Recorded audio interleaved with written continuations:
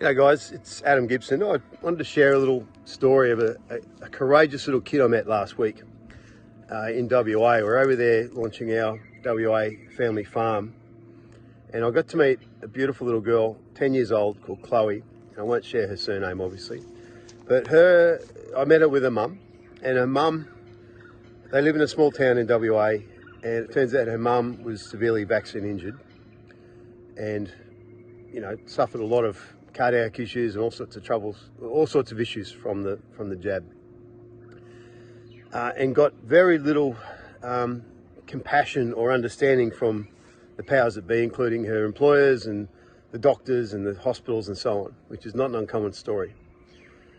But what I heard was that this little girl and her sister, who I didn't get to meet, went out at her school amongst a whole community of people who really weren't awake to this and were saying, go do as you're told and follow the government directives. And this little girl went out and spoke up to anyone who'd listen at school. And she told the story of what happened to her mum and her concerns about what happened to everyone else if they took the thing. And she continued to stand no matter how much ostracism or, ridicule she experienced. She stood up for her mum and she stood up for truth. And she was really, her and her sister were really, from what I understand, the only ones in their whole school, in a small community, that were on board with that. And so they were part of our Parents with Questions campaign. And I took so much from this beautiful little kid. She's a lovely little girl, quiet, unassuming, but really present.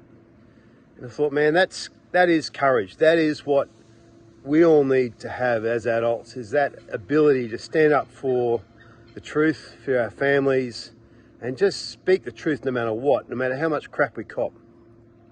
Because we're in a situation now where all this overreach only comes about by the government, only comes about because we allow it and we allow the narrative to continue. And so many people are here still, and we all do it, myself included at times, we censor ourselves because even now, it's like, I don't want to have to talk about the stand I took or my position on all this and bring it up because it's uncomfortable for people.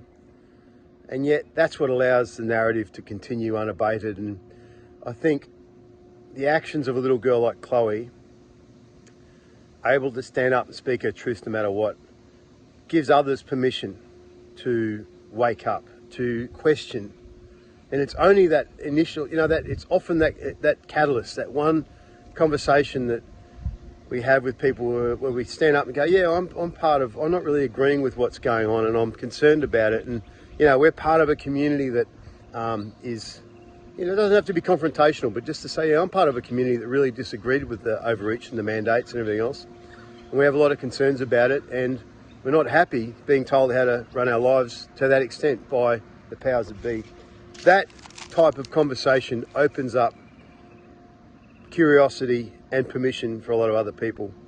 And I was in awe of this little kid. It had me in tears, because how many other families we never know, but how many other kids, other families did she allow or enable them to question the whole thing and potentially protect them from going down that road? How many other kids were protected from that medicine, let's call it, as a result of her courage, just from questioning and waking up a little bit and having a wobble in the narrative.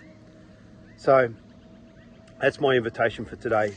Let's own our story. Let's own the fact that we stood up and object to this. Let's not be confrontational about it. Let's be compassionate about it. She was certainly compassionate because her mum was injured by it. So it wasn't like she was, crazy anti-vaxxer or something. She was just in her truth. And if we can all do that collectively,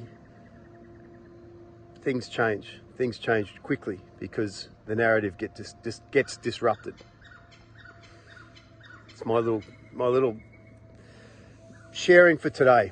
It's kept me inspired for the last week or so. So thanks, Chloe, for being a little warrior out there for your family, for your mum.